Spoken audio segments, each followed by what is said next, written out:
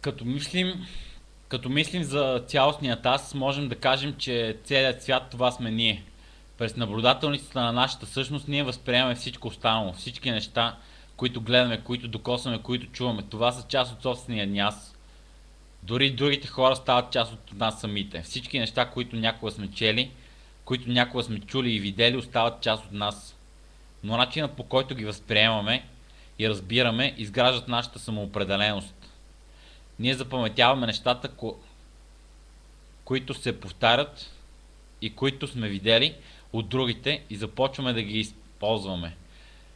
И те стават наши навици, като думите и, например, и говоренето. Но ако поставим един човек в изолация без допир до телевизия, интернет и други хора, той ще бъде принуден да живее единствено със собствените си мисли и идеи за света. Няма да има реч и фантазията му за света ще идва предимно от неговата мисъл и обикалящата го среда.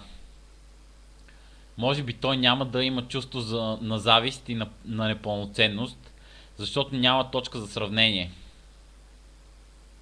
Докато ние непрекъснато критикуваме или оценяваме другите. Казваме за едни, че са много глупави и скучни, за други, че са много интересни и говорят с добра интонация, за други, че танцуват много добре или че правят нещата превъзходно. Постоянно се сравняваме с нещо и градим собствената си самооценка, която в един момент започва да ни превръща в затворени същества, водещи се от собственото ни мнение и мнението на света за това какво представляваме всъщност.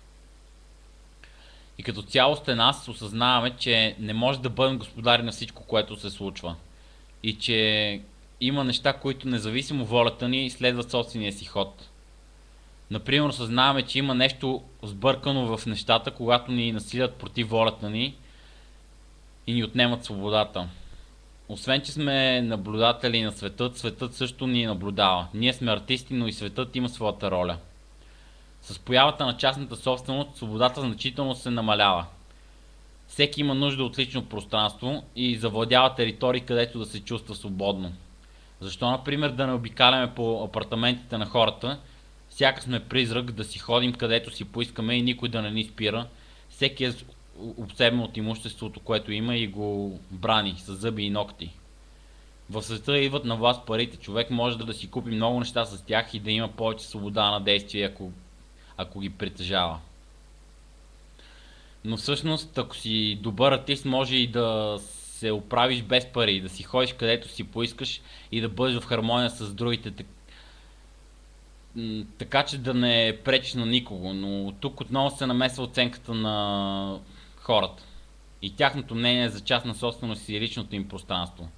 По-силно ще спечели, но не всички намират смелост да се държат нестандартно и да си правят каквото си поискат.